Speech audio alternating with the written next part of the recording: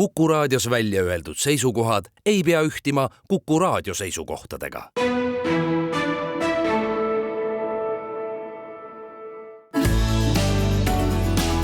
Keskpäevatund. Eila sain vasta püksa ja täna vesi ahjus mul. Vasta häid teksa püksa ja ahjus kostis mull. Mis teha nüüd ei tea, on elu siiru-viiruline null. Kargas kops üle maksa, siis panin padan nagu hull. Vist ennast kiita ei maksa, kuid pajas kostis mull. Mis teha nüüd ei tea, on elu siiru-viiruline null. Ja kui sul katkeb vahel kannatus, siis kinni seo sõlme teha sa võid. Ja iga päev võid teha mõne suure teo, neid ju saksad sõid. Eila sain vasta püksa, võib-olla homme saan ma veel. Sain vasta häid teksa püksa, nüüd vesti peal on minu keel. Kuid ikka meel on hea, on elu siiru-viiruline veel. Suvil!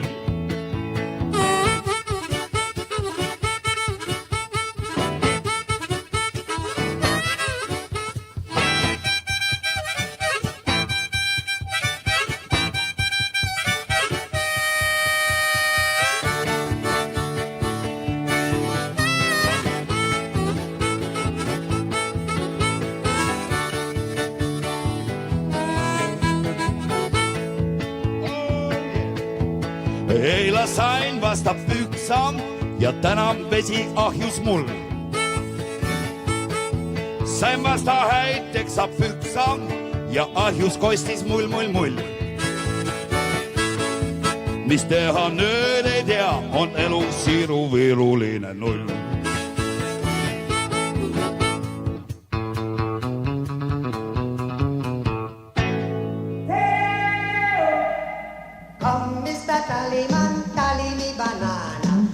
Uudiseid koduvabariigist. Tere, Ignar Fjuk, Marek Strandberg, Ainar Ruussaar alustamas Keskpäevatundi.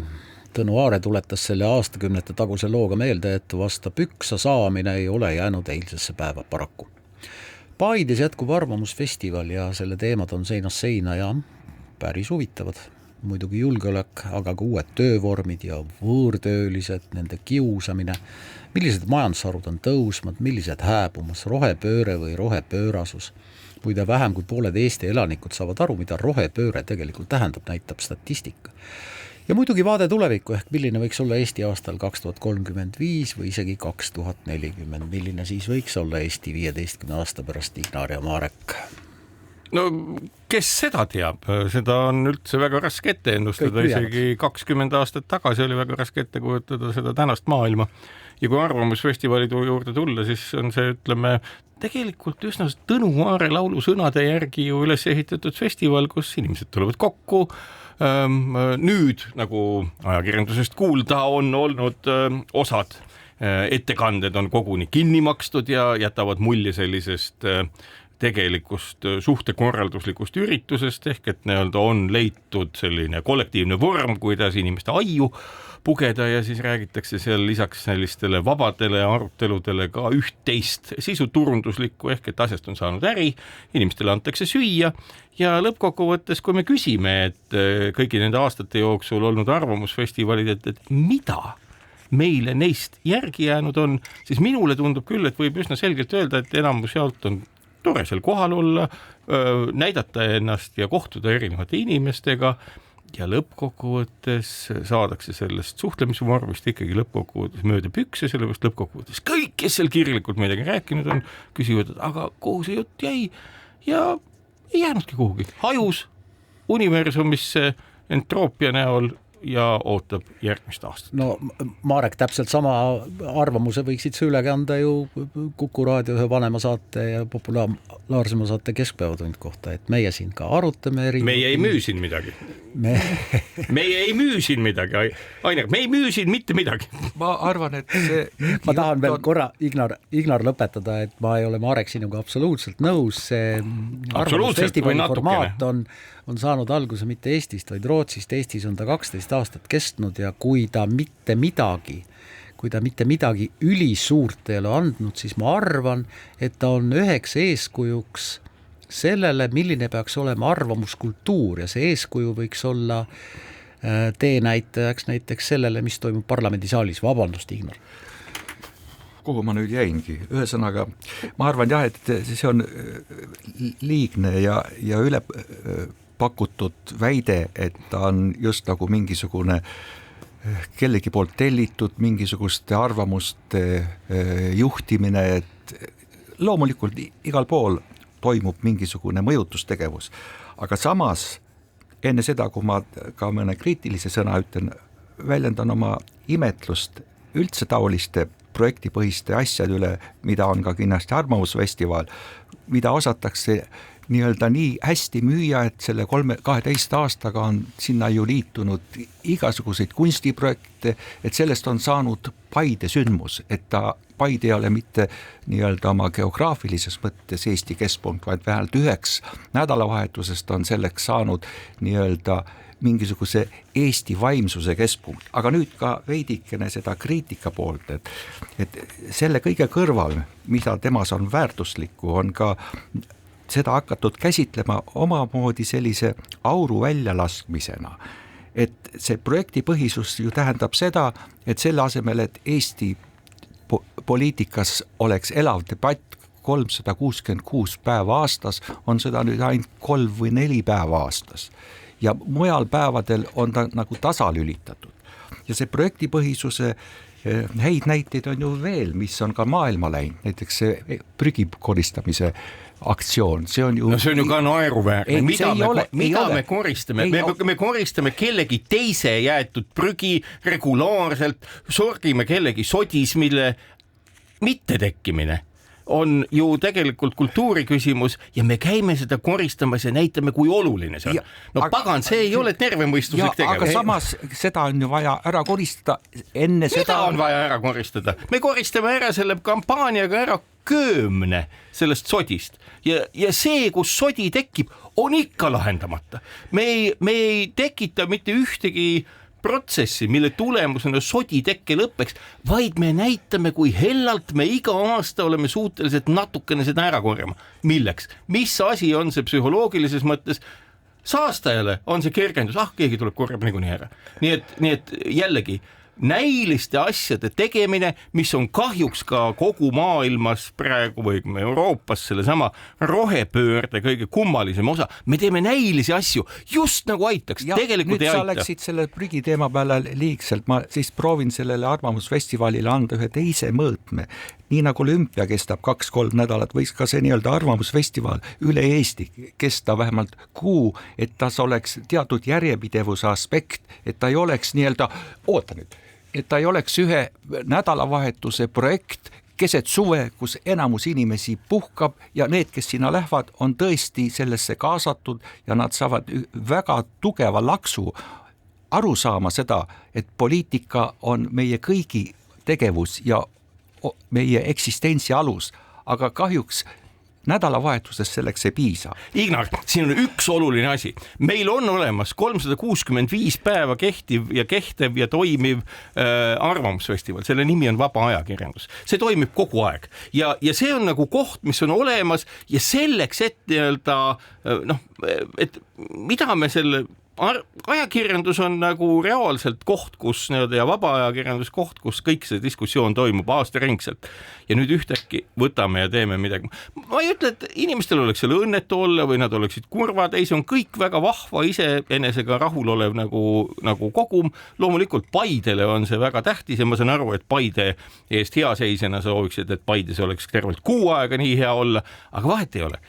asja olemus, nii nagu prügi koristamine, nii nagu arvamusfestival, need on näilised tegevused ja need on oma näilisuses tegelikult jätavad mulje, nagu me lahendame midagi ära. Tegelikult me ei lahenda tuhkagi ära, ei prügi koristamisega ega sellise auru välja laskva arvamuse leostamisega ühildises kultuuris. Arvamusfestivali eesmärk ei ole midagi ära lahendada. Arvamusfestivali eesmärk on see, et kõlaksid erinevad arvamused ja tõstataks teemad, mis on antud hetkel võib-olla Eestis olulised. Mina ei jaga sinu kriitikat ja lisaks Paide arvamusfestivalile on ju nüüd viimastel aastatel ka olnud nii-öelda eelfestivale või eelarvamusfestivale, on need siis Äksis või on need siis Narvas olnud. Ja need on populaarsed, inimesed tulevad, ostavad toitu, maksavad raha.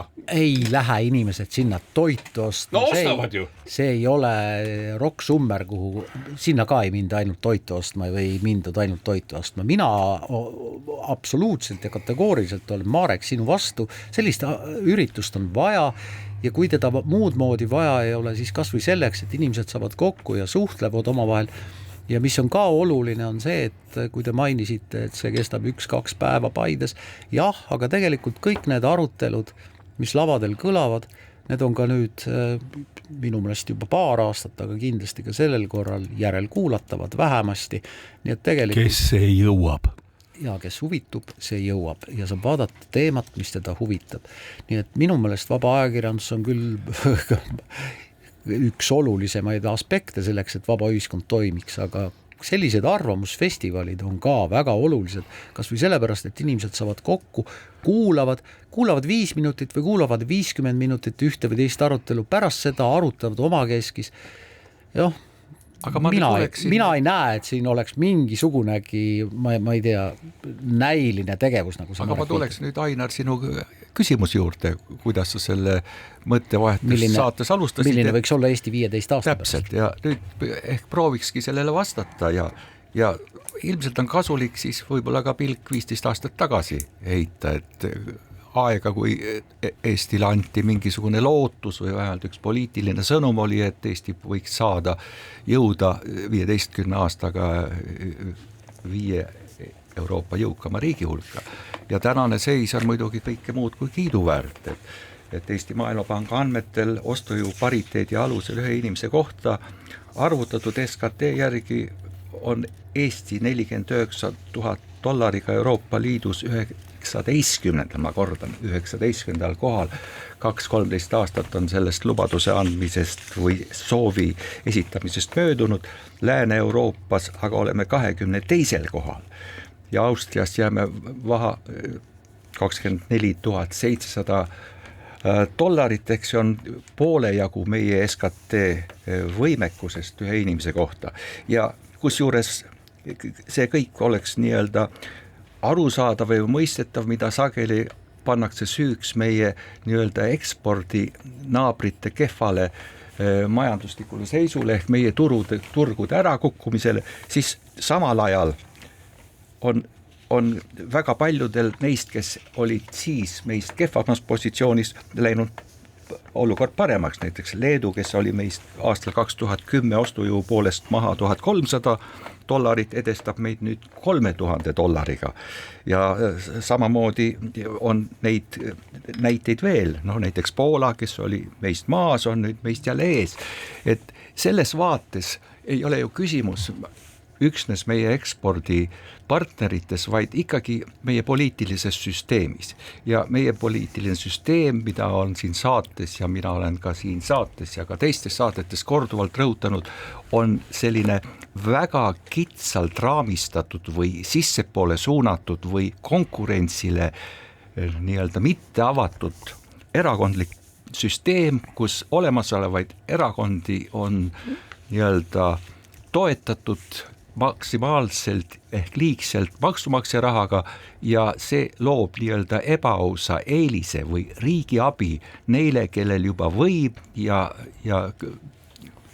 ei anna väljavaadet neile, kes tahaksid uute ideedega, kas või nende samadega, mida Paide festivalil välja öeldakse, tulla ja konkureerida. Millised seal öeldakse? On siin tulnud uusi erakondi uute ideedega, kes saavad ka riigi toetust vaatamata sellele, et nende reiting on alla valimiskünnise, aga tegemist on parlamendi erakonnaga, ma pean silmas Eesti 200, aga nojah, ma ei tea, kui sa meenutasid seda, kus me olime 15 aastat tagasi ja ikka samas kohas. Ei olnud samas kohas. Meil oli taskus Eesti kroon, praegu ei ole, on euro ja ma arvan, et see on väga hea. 15 aastat tagasi olid Eesti väed Afganistanis, seal sai surma ikka õige mitu Eesti sõdurit. Täna me ei ole Afganistanis, sellises sõjas me ei osale. Ehkki sõdu on palju ja sõdadest me jõuame täna ka rääkida.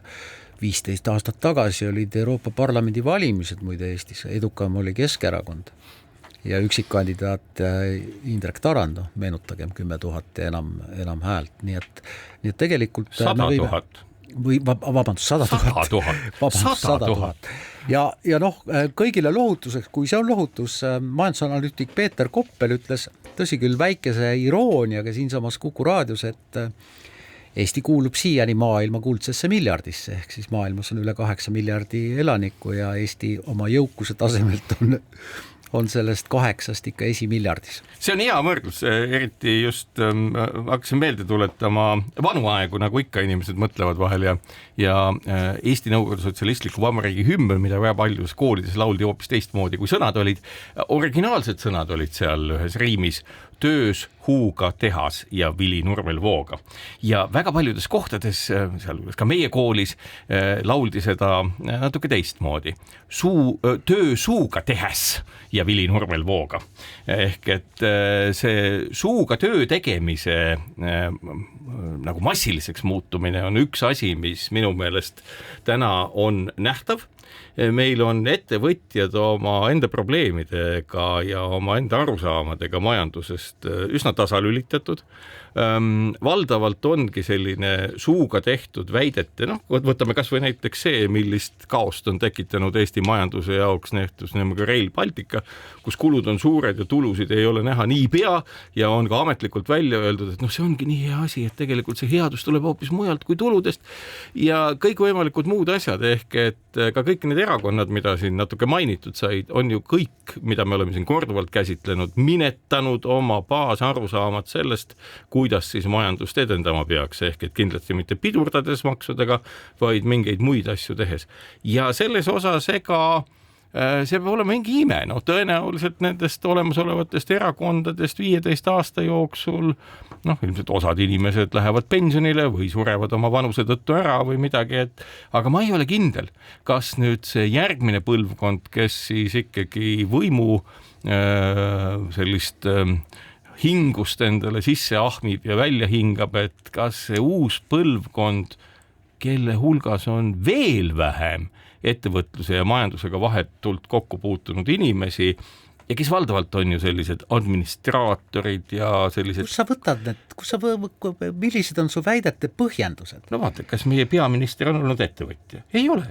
Meil on väga palju poliitikuid, kes ei ole olnud ettevõtjad, kes on kõrged riigiametnikud, kellel ei ole ettevõtlusega mingit pistmist, kes haldavad ühiskonda sellise bürokraadi vaatenurgast. Ja ma arvan, et see on mõnevõrra ohtlik, sellepärast, et kui ma küsin ka sinu käest otse, kas sa oled kuulnud möödunud valitsuste käigus mõnda sõnumit, mis oleks sulle tõepoolest andnud veenva kinnituse selle kohta, et tõepoolest väga hea plaan, majandus võiks edenema hakata? Ei ole. Ka ettevõtjad ütlevad, et seda ei ole ja minu meelest see on väga pessimistlik sissejuhatus järgmisse 15 aastasse, kui me oleme juba täna mäest alla kursil. Kui meie demograafiline seis on juba täna kehv, siis 15 aasta pärast, mis ime see peaks olema, et meie olud muutuksid täielikult. No eks see kõik käi ikka lainetena ka tegelikult ja midagi selle vastu ei ole midagi võidelda. Aastasadu on majandus käinud lainetena ja langusele jätkub tõus ja paratamatult või õnneks ilmselt toimub see ka Eestis. Nüüd küsimus on tõepoolest, kuhu sa viitad, kas üks või teine majanduslik otsus, mida üks või teine valitsus teeb, viib meid selleni kiiremini või aeglasemalt, aga tõepoolest kumb teist viitas nüüd lõunanaabritele, Ignar, tema näost oli näha siin stuudios, mida kuulajad ei näe, et rääkis lätlastest. Leedukatel läheb tõepoolest hästi. Lätis ka läheb hästi. Läti kaalub ka uute võimalike maksude kehtestamist, tõsi küll mitte sellisel moel, nagu seda on teinud Eesti, vaid eelkõige nad on mures sellepärast, kuulake nüüd, lätlased on mures sellepärast, et pangad annavad vähe laenu.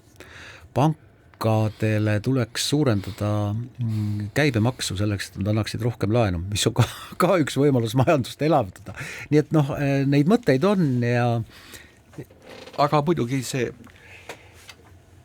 Mareki väide seda, et valitsuses ei ole inimesigi või on vähe, kes ei ole ettevõtlusega olnud seotud, siis on isegi olukord veel hullem, et kui ma kuskilt lugesin, et seal ei ole ühtegi nii-öelda juhina ettevõtlust, eraettevõtlust seega tegelenud valitsuse liiget, küll on üks neist Tartu turul paar aastat maasikaid müünud. Ja, aga see ongi...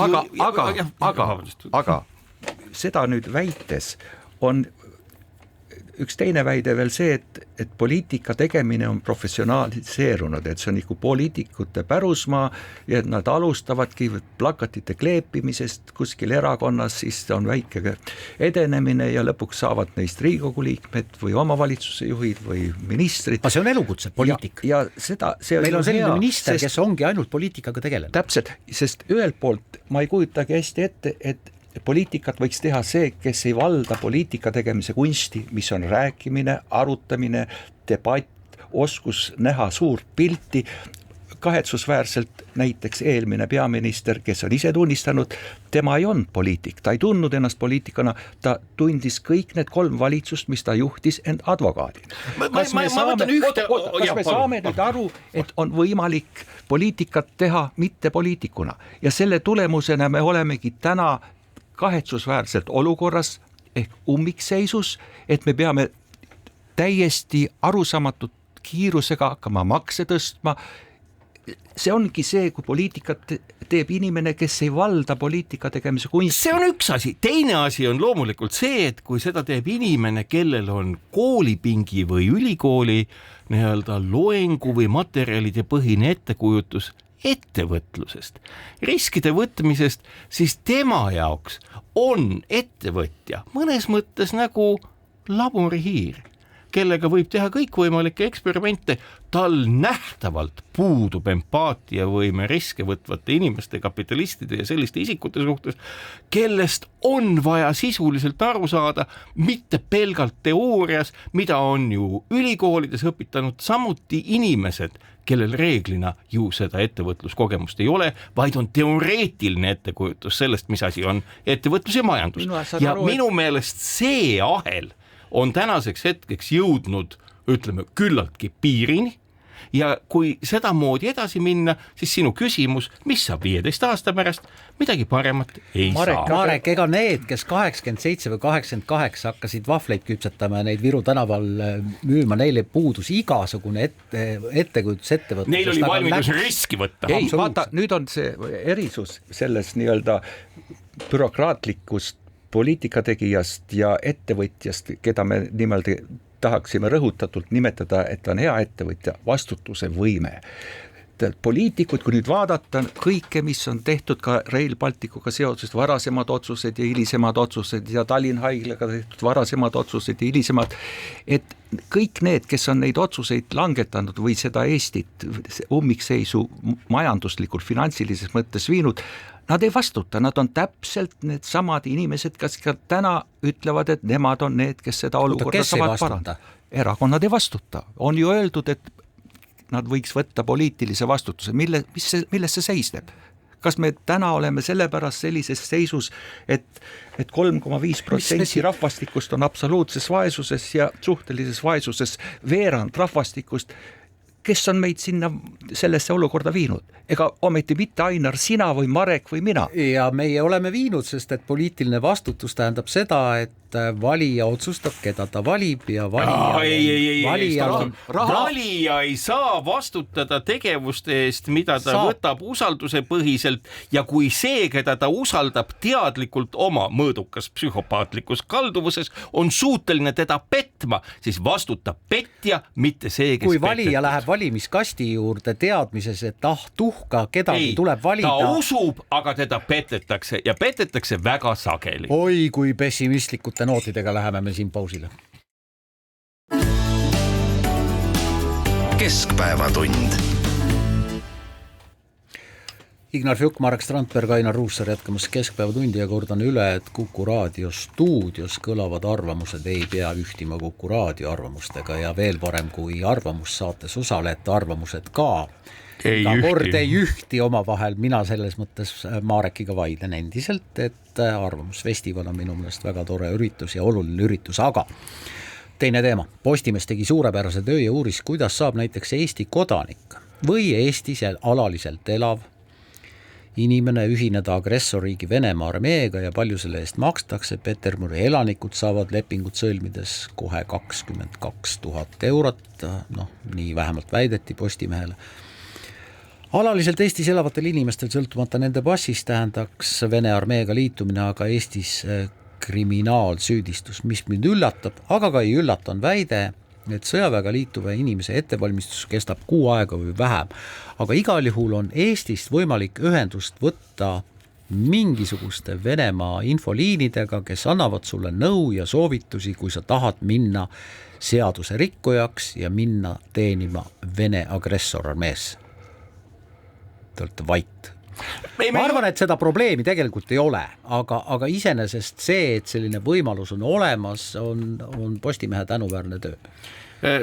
Ma arvan, et see võimalus on olemas ja ma ei usu, et nüüd tuhandeid inimesi seda kasutanud on, aga mõned kindlasti ja oletada võib, et eks kõigel, mida Venemaa teeb, on alati olemas mingisugune propaganda mõõde, nagu ka sellel üritusel ilmselt ja kuigi sellest artiklist on aru saada, et ega siis teisel poolel olev klienditeenindaja jutumärkides ju välja ei ütle, et kui palju siis teisi eestlasi või Eesti kodakondsusega inimesi on siis sinna või tulnud. Või siin alaliselt elavaid inimesi.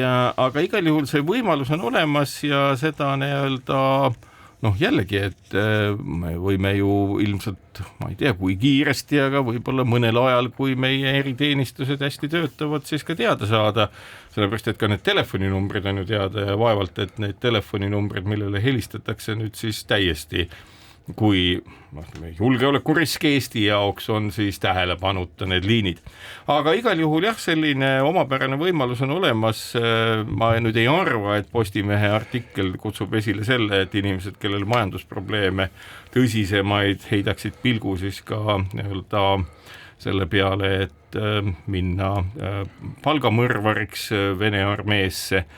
Aga igal juhul see võimalus on üsna selline leebe ja see viis, millisel rahulikul moel, nii nagu sellest intervjuudest lugeda, seal on, meelitatakse inimesi ligi ja öeldakse, et kõik teie probleemid lahenevad. Selles mõttes täielik distants, hüpnoosisjanss mõnes mõttes on hirmutav ja loomulikult olles sellise naabri juures me peame seda tähele panema ja loomulikult ka inimesi sellest teavitama. Jah, ma olen kindel, et ilmselt Eesti julgeolekuorganitel on ikkagi ülevaade, kes ja kas on üldse läinud ja ma tahaks väga loota, et nende inimeste arv ei ole suur.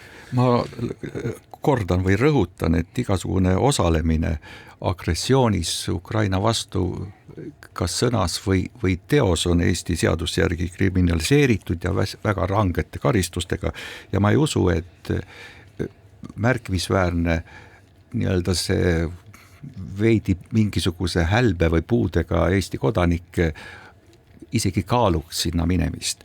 Pigem ma näen sellest Vene poole Eesti Postimehe artiklis kirjeldatud viisil kampaanias või tegutsemises, et kaasata välismaalasi, väga mitmeid erinevaid põhjus. Esimene on see, et oma jõududest Venemaal just nagu enam ei piisa, mobilisatsioon vaadatakse väga nii-öelda mitte tegusa pilguga, see ei ole õnnestunud ja ka poliitilises mõttes on ju Vene propagandale kasulik näidata, et see ei ole ju ainult venemaalaste või Vene kodanike sõda, agressioon, Ukraina annekteerimine, vaid see on nii-öelda osalevad ka rahvusvahelised jõud ja selles valguses on see üks näide sellest Vene propagandast ja trollimisest, mida ta mitte ainult lähiriikides ei tee.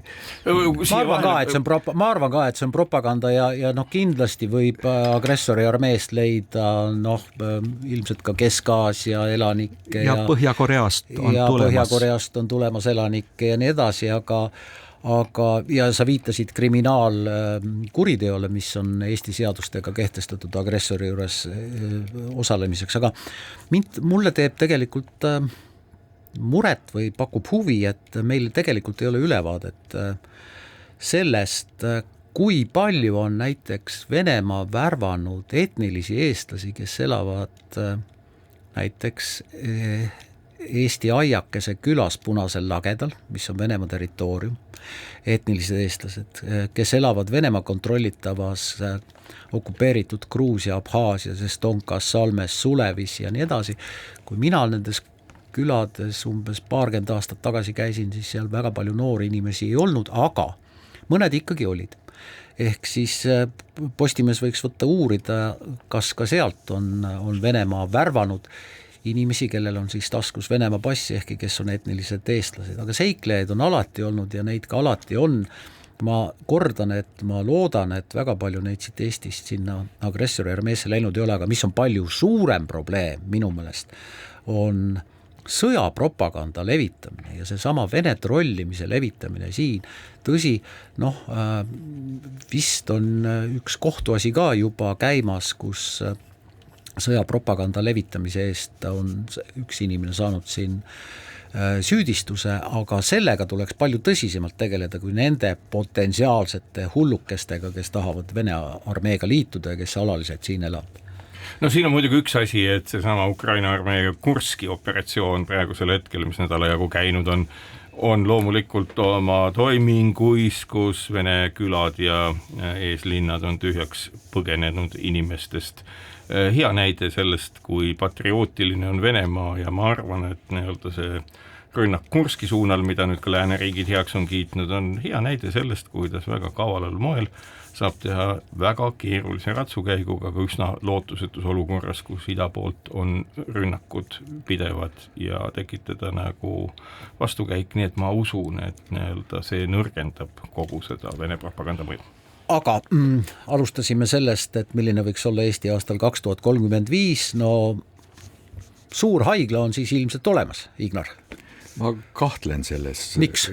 Sellepärast, et loomulikult on ju täiesti tõeselt väidetud, et olemasolevate haiglate infrastruktuur, tehniline seisund ei võimalda kaasaegse meditsiinitehnika kasutuselevõttu ja mõneti võib sellega nõustuda, sellepärast, et on tõesti komplekseid ja suuri seadmeid, mis vajavad teistsugust nii-öelda ruumilist valmisolekut. Kuid see ei tähenda, et see oleks kõikehõlmav või see tähendaks, et suurem osa täna tegutsevatest haiglatest infrastruktuurist oleks kõlbmatu. 25 aasta jooksul on seda pidevalt nii-öelda putitatud, parendatud ja väga raske on leida nii-öelda argumenti sellele, et võib-olla mingisuguse 15-25% mitte pädeva infra tõttu oleks vaja kõik nii-öelda kõrvale heita, hüljata, maha lammutada ja hakata rajama uut suurt süsteemi. Ja selle vastu räägivad veel mitmed asjaolud. Üks asi on see, et me peame nii-öelda ka nägema Tallinnat kui ühte mitte ainult ühte omavalitsusüksust, vaid ühte piirkonda, kus igasugune tervishoiuasutuste hajutatus teenib mitte ainult inimeste hüve, et nad ei peaks ühest linna otsast kogu aeg teise sõitma, vaid sellel on ka väga tugev julgeolekuline aspekt. Seda just tänaste sõjatingimuste valguses, kust ka mainitud Kurski oblastid või kuidas seda piirkonda nimetatakse, Ukraina droonid ulatuvad 250-300 kilomeetri kaugusele ja hävitavad seal Vene nii-öelda sõjainfrat. Et sellises valguses koondada kõik ühte ei ole ka julgeolekulise kaalutlusega õige. Ja teiseks, Tallinn on ju nii väike, et need 2 Tallinna haiglat, Ida- ja Lääne-Tallinna keskhaigla ja ka PERH on nii kenasti Tallinnas hajutatud, et miks on see põhjus, et me ei saaks siin teha nii-öelda koostööd erineva nii-öelda tehnilise varustuse ja võimekuse vahel patsiente paremal viisil teenindada. Ma ei saa aru, see on ju Tallinna nii väike, üks maja teisest on mõni kilomeeter. Miks on vaja neid koondada ühte kohta ja siis meil tekib kohe uued probleemid ühistranspordiga, selle inimeste juurdepääsuga ja nii edasi ja nii edasi. Nii et loomulikult on vaja tervishoiuasutusti konsolideerida ja sinna on vaja raha, aga kas seda on vaja sellisel viisil? Ma esitan seda kahtlusena ja see on muideks väga õige kahtlus. Mulle meeldib üks Vene autori kirjutatud või Nõukogude autori kirjutatud ulmejutt, kus ulmejutu üheks osaks oli see, et linna oli ehitatud kellegi vapustava mõtteteol selline konservikarbi avamise teenus, kuhu sai inimene oma konservikarbiga sõita, istuda mugavalt toolis ja lasta oma konservi avada ja siis uuesti koju minna. Tallinna haigla meenutab midagi samasugust. Seda enam, et kui me nüüd küsime, et mis siis nagu Eestis 15 aasta pärast saab, siis need, kes tahavad sellist haiglat ehitada, ma arvan, et nad on meditsiiniprobleemidest uskumatult kaugel ja ühelgi moel ei lahenda ju uue haigla ehitamine seda, mis on täna meditsiinis peamine probleem. Arstide puudus, nende suur palgalõhe meditsiiniteenusteid osutavate inimeste hulgas, õdedest, sanitaaridest, arstideni välja. Rahvastiku vananemine ja kõik muu selline. Ehk et nagu jällegi töösuuga tehes ja Vili Nurmel Vooga, ehk et asja sisu on selles, et väga palju kasutatakse paljaid sõnu ja tulemust ei mingit. Ja meditsiini me sellest paremaks ei tee. No vaatame, mis saab 15 aasta pärast, teeme siin veel vaheaja. Keskpäevatund. Marek Strandberg, Ignar Fjuk ja Ainar Ruussaar jätkamas Keskpäevatundi. Doktor Ruussaar peab nüüd 2 saates osalejale panema, diagnoosi ma ei julge panna, aga kahtluse küll, et saate alguses te kõik ütlesid, et midagi uut ei tule, uusi ideid ei ole ja siis, kui me hakkame rääkima uutest ideedest, näiteks loodavast Tallinna haiglas, siis te olete jälle nagu pessimistid, et mis toimub, Ignar? See, mis toimub mitte siin saates, vaid Eesti avalikus ruumis, on see siis Tallinna võimu ja Eesti keskvõimu vahel selles debatis või erinevate erakondade vahelises debatis seoses Tallinna haiglaga, meenutab mulle Rail Balticuga seonduvat, kus sai ka algselt ühe minu meelest mitte õige otsuse tagajärjel, et see Rail Balticu trass peab läbi minema Pärnumaa soode ja rabade ja mitte läbi nii-öelda Lõuna-Eesti keskpunkti ehk Tartu, mis oleks seda mõnevõrra pikemaks viinud, aga kaasanud Eesti regionaalpoliitiliselt kogu Eesti, et selle tõttu kogu Rail Balticu teema vindub ja läheb tohutult palju kallimaks, aga ma ei kutsuks teid sel teemal arutama, vaid lihtsalt ütlen seda, et ka Tallinna haiglal otsus oli ehk kunagi vale ja selle võiks nüüd läbi kaaluda ja mitte lihtsalt vinduvalt sellega edasi ratsutada. Rail Baltica puhul ma lohutan teid sellega, et täpselt samasugused vaidlused on ka Leedus ja Lätis, nii et siin selle puhul ei ole me üksinda. Kuulge, aga midagi ei toimu. Toimub küll, valitsus tahab kiireloomuliselt muuta seadust, et riigisekretäris kandideerimisel oleks enam vajalik juriidiline kõrgharidus. See võimaldaks siis ajakirjanduse andmetel seda, et riigisekretäriks saaks tööle Keit Kasemets, kellel ei ole juriidilist haridust, aga kellel on erakordselt suured kogemused väga paljude erinevate valdkondade juhtimisel ja jumala pärast, miks mitte?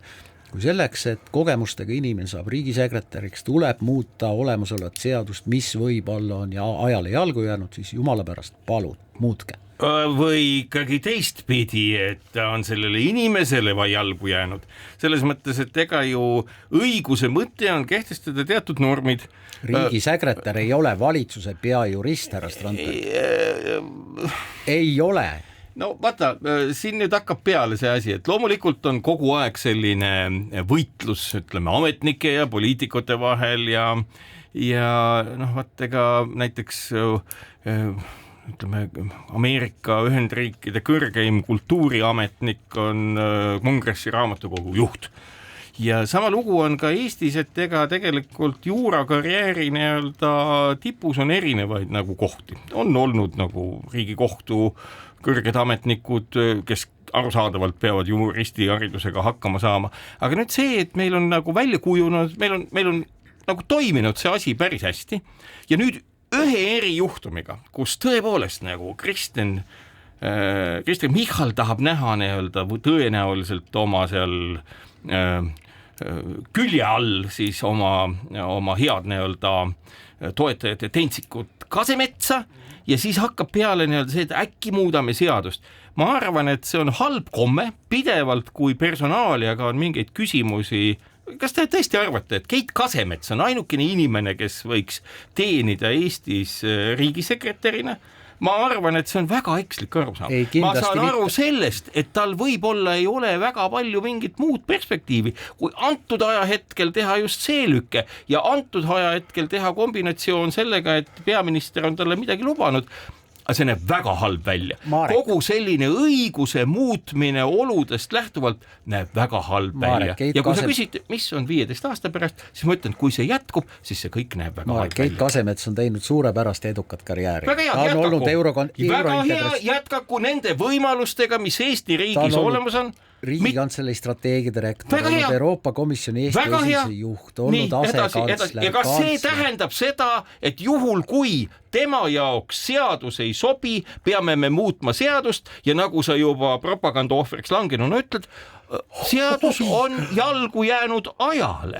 Millisele ajale? Seadus ei ole mingile ajale jalgu jäänud, seal on sätestatud teatud nõuded, kui neid nõudeid ei täideta, ei pea mitte seadust muutma, vaid leidma inimese, kellel see nõue on täidetud. Oi, ma tänan, aga see on kokku lepitud valitsusliidus, kuhu kuuluvad erinevad erakonnad ja kuhu kuulub ka erakond nagu Sotsiaaldemokraatlik erakond, kes on oma populaarsuselt järele jõudnud ja isegi ette läinud Reformierakonnast ja kõik on selle variandiga nõus. Just sellepärast, et see ongi isikutega kauplemine ja see on väga halb toon, kui kaubeldakse isikutega ja kui kaubeldakse positsioonidega ja kaubeldakse võimuga. See näeb halb välja. Ma ei ole saanud päris hästi aru, mis on nüüd selle projekti nagu tõeline siht. Jah, me oleme saanud kuulda, et on kavatsus riigisekretärilt võtta nii-öelda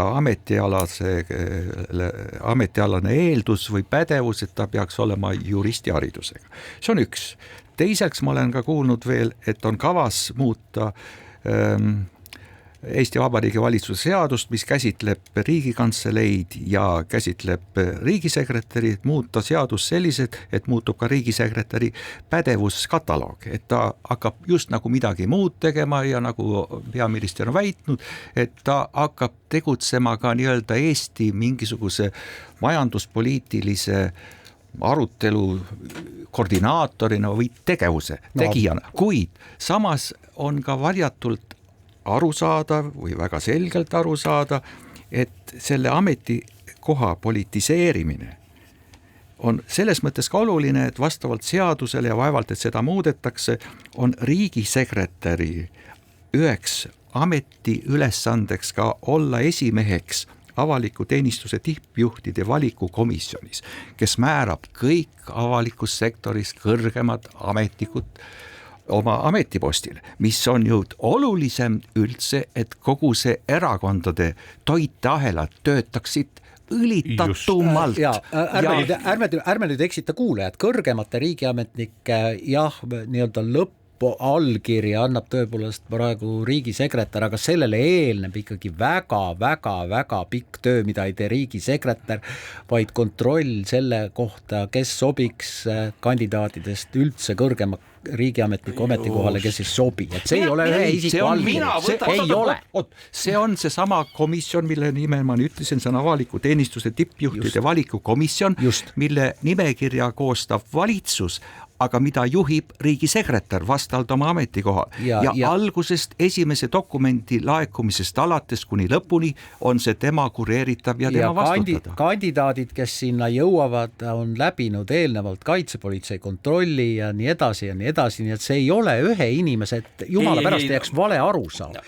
Ja alati, kui me räägime Keit Kasemetsast, alati, kui määratakse kõrgem riigiametnik või alati, kui tuleb uus minister, siis räägitakse sellest ajakirjanduses, kes ta on, mis on tema minevik, see on täiesti normaalne. Ja, aga vaata, asi ongi selles, et see asi, mida ilmselt väga paljud näevad, on see, et kui küsida, et mida ei ole kunagi piisavalt, mida ei ole, mille osas on inimene alati rahulolematu. Ja selle asja nimi on võim, uskuge või mitte, selle asja nimi on võim. Ja oludes, kus me näeme seda, kuidas otsustamised ühel või teisel moel, ma usun, et Keit Kasemetsa soosiv osalus ka Rail Balticus on teada ja olnud ja ka paljudes muudes asjades. Ehk et kui me näeme võimu kontsentreerumist, peaks iga kui demokraatlikult toimiv ajurakk meis ütlema, et väldiks võimu kontsentreerumist, väldiks võimu kasvu ja kõike seda, mille tõttu Eestis 15 aasta pärast võiks olla natuke ilusam elu. Aga jumala pärast, ärme nüüd keskenduks Keit Kasemetsale, kes on igati tubli mees, vaid ma lisaks sellele ametikoha politiseerimisele tõstaks veel teise küsimuse, on see, et seni on riigisekretäril olnud teatud järjepidevuse kandja roll, tuleb uus valitsus, uued ministrid, kes ei tea ööd ega mõhku, mitte midagi, aga tema peab kandma seda valitsuse peas ehk peaministri peas toimunud, keskuses toimunud arenguid, mis on jäänud pooleli, mis peab jätkama, et siit kumab ka läbi, et on soov saada lahti sellest avaliku teenistuse seaduses sätestatud nõudest, et riigisekretäri saaks vabastada alles 6 kuu möödudes